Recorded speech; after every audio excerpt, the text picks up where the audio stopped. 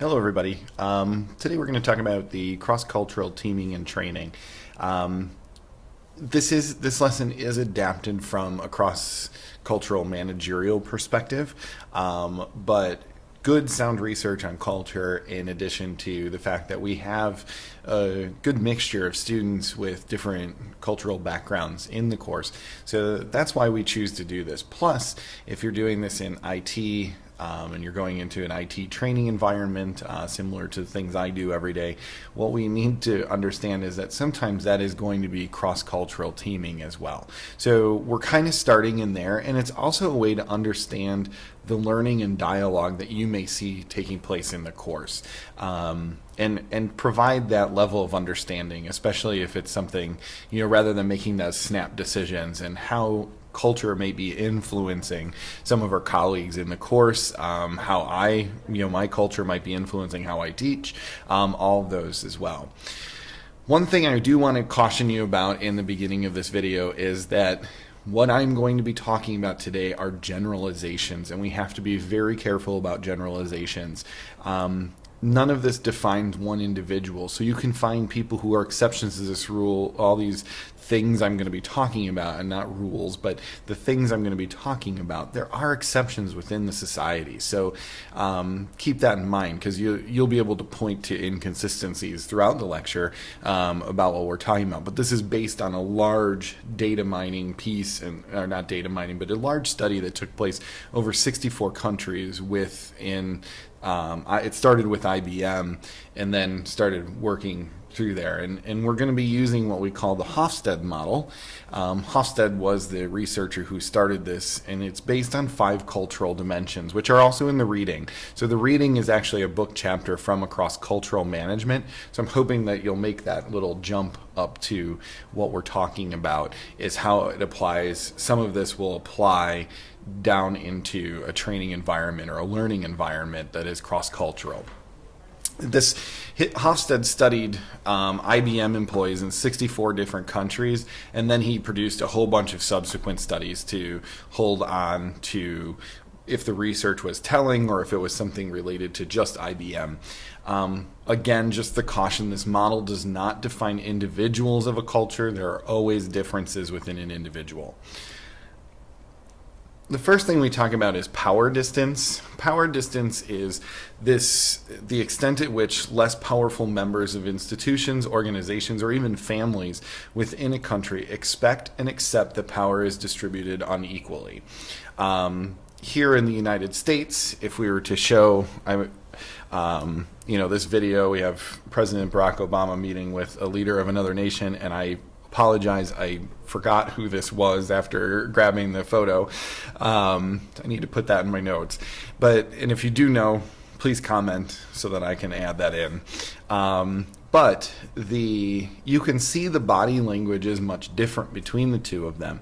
The U.S. is a very low power distance, so we tend to be more casual when that power is distributed unequally. So we have hierarchies within our organizations, within our schools even.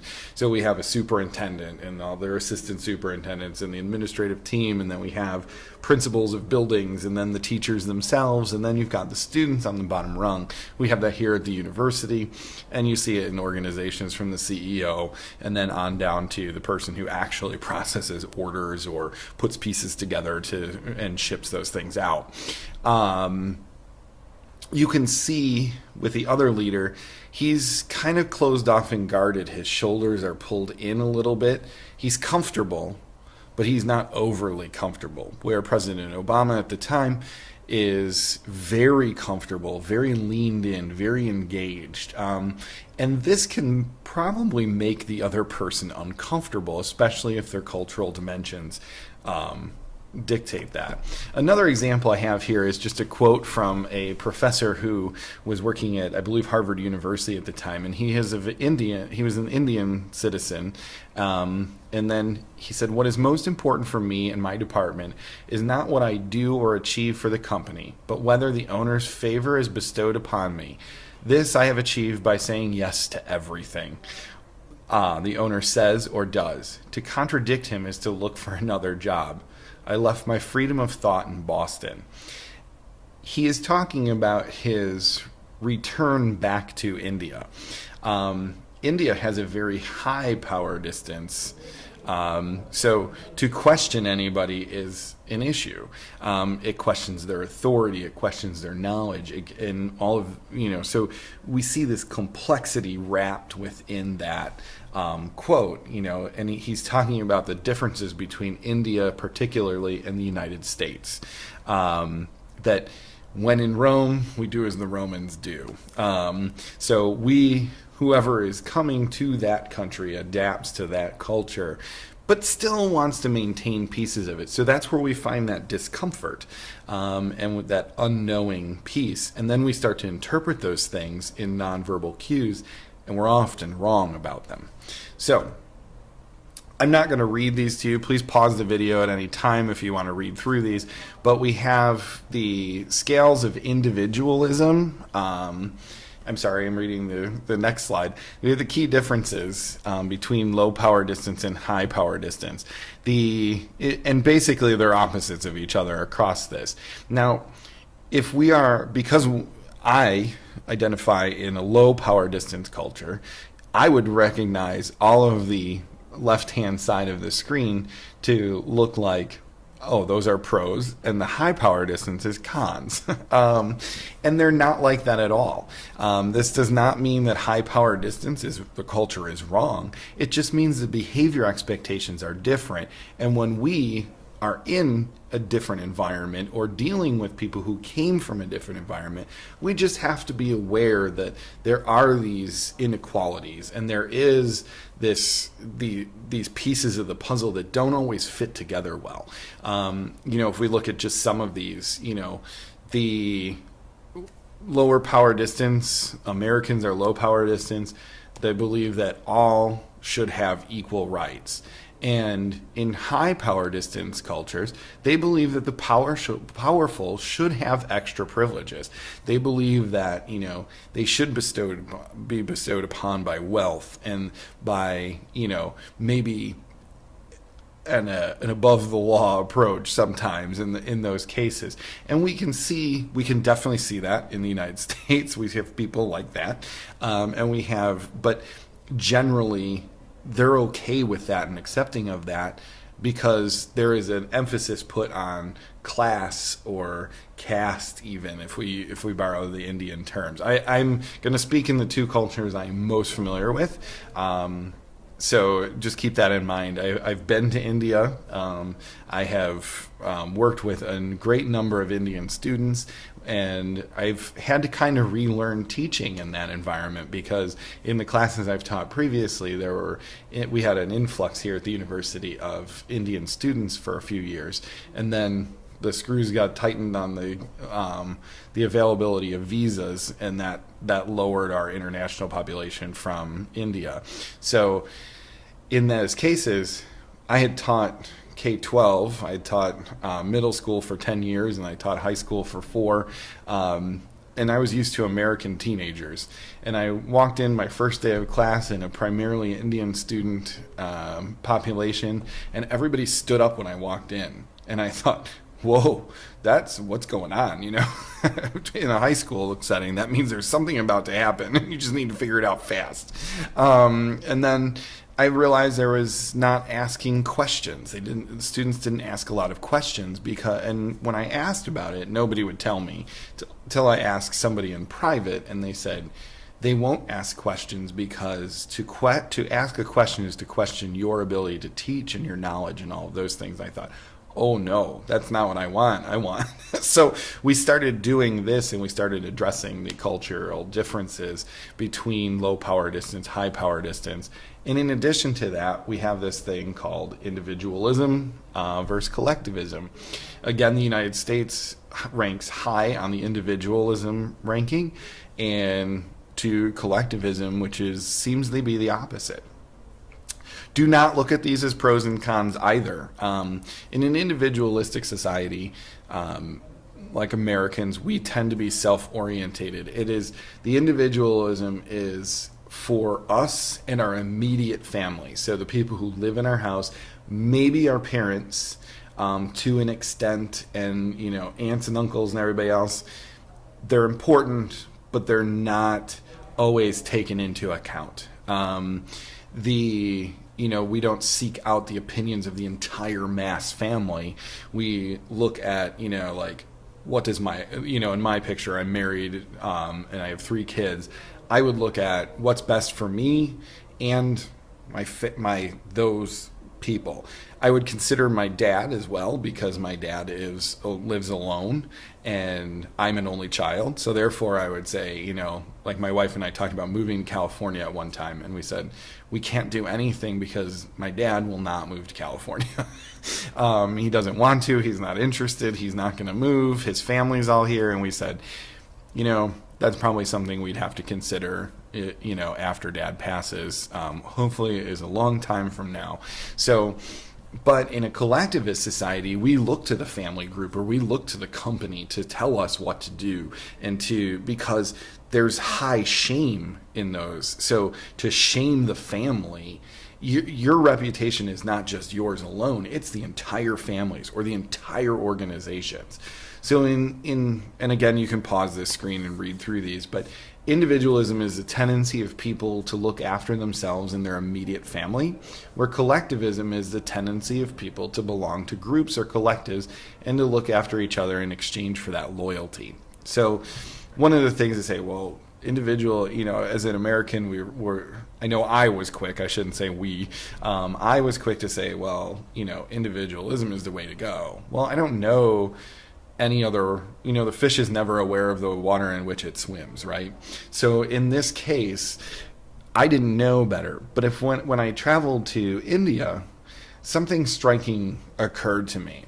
And it was that first getting off the plane, we were met by somebody that we knew there and was waiting for us at the airport. And it was just her. It was a business trip, and this other person that was there had previously lived in India and worked here at the university and was on a university trip. And she greeted us. So it's American, or an immigrated Indian person who's mostly internationalized American, meeting Americans. So we got in the car and we went with them.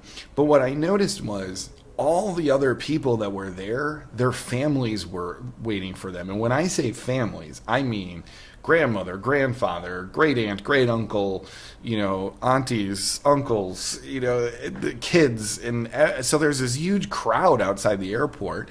And here we were like, well, no one's here for us. But then you'd see these people come out and the whole family would, erupt so that they could, because they were excited. And I'm thinking, that's kind of cool, because when I get back from my trip, no one's going to be at the airport except for the transportation company driving me back, and the only person who met me was my wife to drive me home from the university. My kids didn't even come. Who knew? So that's, we also don't see nursing homes in a collectivist society, because it is the duty of everyone in the family pitches in. Aunts, uncles, cousins, everybody on down the line pitches in to take care of the elderly within the family. In American culture, since we're so individualistic, not everybody pitches in. They pitch in here and there, but for the most part, it's left up to the children to take care of their parents, and that can become an overwhelming task. So we place them in facilities where they can be cared for with nursing staff and entertainment and those things, so that we can still go do our jobs and everything, because our bosses don't understand all that either. They do, but they don't. So there's not that support structure that there is. There's also, if we look at this in pro and con, everyone here in the United States has a right to their private life, just the immediate family. There is no private life in a collectivist society, and anybody who's watching this video right now who is from a collectivist society is probably grinning, saying, oh my gosh, the aunts, the uncles, the cousins, the little kids, the big kids, the older brother, the little brother, the mom, they all invade that privacy and tell you what to do, and everybody has an opinion, right? So it's kind of funny to see that operate. That's why you see things like arranged marriage in cultures in collectivist societies, because it's up to the entire family to find and support and the other spouse. In addition, that family then has to accept the other in, and they could be accepting in somebody who's not, doesn't have a right fit for their family reputation. So it's interesting all around. There's no right or wrong answer to it. It's just, it's just a level of understanding. When we look at the map from that Hofstede created, he looks at individualism by country, and you'll notice that United States is as red can get. It's almost brown there. That's because we're highly individualistic. But then you look at other countries like China, and they are highly collectivist. And if you don't know your geography, here's China right here, and of course the United States. I hope you can find that one. And when we talk, I said I can talk about India at most, but you'll notice who's very similar to us: Canada, Western Europe, Australia, New Zealand, and South Africa. And it's interesting, why would South Africa be, close in color here? Well, remember, they were a British colony at one point, so there's heavy British influence. In addition, the collectivist society, India is collectivist, but it does not. It is closer in color to the Western European, because they were also a British colony, and they were settled by the British during a long period of time. So it's interesting to see how neighboring countries, there's almost this spectrum in between. You can almost see these colors blending together, which is kind of cool. There are scales of this. Again, I've already covered some of this. Again, pause the video if you want to, look at these a little deeper. Also, you can discuss on the video, I believe. So please do discuss, or if you need clarity, post a comment there, and I'll come back and check it a few times and, give better examples if you need examples for these or whatever. But how does this affect learning and teaching? Well, in an individualistic society, it is just the nuclear family, where collectivism is the extended family. If we're looking in a business case, hiring and promotion are based on skills and rules, where in collectivists, hiring and promotion take into account the status of your in-group status. We tend to have more working hours, and collectivist societies have fewer working hours because more time is spent with family. Family is a full-time job to them. Teachers, and it's funny because I'm saying this and I'm realizing people viewing this are on the other side of the case. So the teachers deal with individuals, where teachers there deal with groups. We, in the classroom here in the United States, we look at each individual student and what do they need. Now we teach in group, but we still are keeping in mind, like, I know when I'm teaching a lesson, I usually know which student I'm going to be keeping a closer eye on, because they may drift during, a stand-up lecture-based lesson. Whereas if you give them something to do and they're pulled towards it, their motivation is pulled towards it, you can't stop them. And then you have the ones who don't do anything. Students are expected to speak up in classrooms here in the United States, where students across in collectivist societies are expected to just listen. And if you don't understand something, you ask the people around you, because people will help you. There's no competition for grades. There's not an emphasis on academic integrity and being your own. If my friend is suffering, I'm going to help him any way I can in a collectivist society, and that includes giving him the answers or helping him through the course. And then that falls in, that does not align with like university standards here in the United States, where people are expected to do things by themselves, and if you are struggling, you're expected to approach the professor, and you're expected to enter into a dialogue to get yourself back on track. And learning is focused on how to learn in individualistic societies, where in collectivists, it's on how to do something. A lot of the instructional design in IT focuses more on like training mechanisms and getting people on board and putting processes in place, and human behaviors in place to make sure a process works well. Where we look at, we present the whole entire picture, where in a collectivist society, I'm only going to tell you what you need to do your job. And if the job isn't moving from you to the next person well, I'm either going to give you an extra duty or I'm going to give them an extra duty to make sure that we bridge that gap. And you won't help me fix it. If I were your boss, you will wait for me to figure out what is broken and then go in and fix the issue because I'm the expert, right? Very different from American lines of thinking, where we challenge power and authority all the time. And if you haven't paid attention to the news, you see all the time in politics this is occurring. Again, here's power distance versus individualism. You see the United States ranks in the bottom left quadrant of the chart here. So you have the United States sitting there with a relatively small power distance index, and where like Israel is the lowest, but they also are close to a collectivist society. You've got some outliers above them in Costa Rica, where they're highly collectivist, but they're also will challenge authority. So it's interesting to see how these all play out. And again, I've been speaking about India here, but India lies in collectivist quadrant, and they lie heavily in the power distance index that they don't challenge authority very well. And it's not well. It's I used a judgmental word there, and I correct myself here, but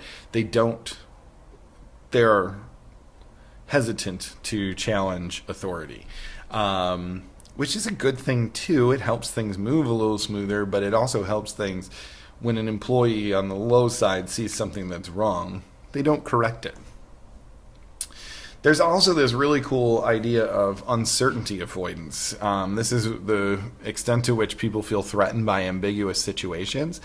And they've created beliefs and institutions that try to avoid these. So low uncertainty avoidance means people are willing to accept risks are associated with the unknown, and life must go on in spite of this. So Great Britain and Denmark are low uncertainty avoidance. High uncertainty avoidance countries would be Germany, Japan, Spain. They need security. They need to know if they move this lever, what is going to happen. If they make this change in a process, what is going to happen. They have to know that before they execute it. Now they'll try things, but they don't retool an organization around it and try it on a large scale. The United States, sits somewhere in the middle there. We are willing to accept risk. We are willing to go off and just try something. And that's why we get a great deal of innovation and out-of-the-box thinking. Whereas places like Germany, there's not really a whole lot of out-of-the-box thinking there. They wait to be told what to do, and they've got to know it's going to work that way when they set out. There is an assignment, so your papers, I believe, are due very soon here, depending on when you watch the video, actually. I don't believe this link is working. I've actually, in your learning resources, I've linked a different link there for the reading for the chapter from and read lightly in the business aspects, but look at the cultural implications and the cultural influences that are occurring, and how, when we mix those cultures, what type of, crazy things will come out of that. Crazy funny, crazy bad, crazy awkward, all sorts of things. And the purpose for doing this is just so we can look at the student body in this class and our group in this class and see how some of that stuff might come together differently. Thanks for watching. If you have questions, anything, you can comment on the video. If it's a burning question or something that you don't see me commenting on because I have to check them, shoot me an email. I'm happy to answer that. Thanks for watching.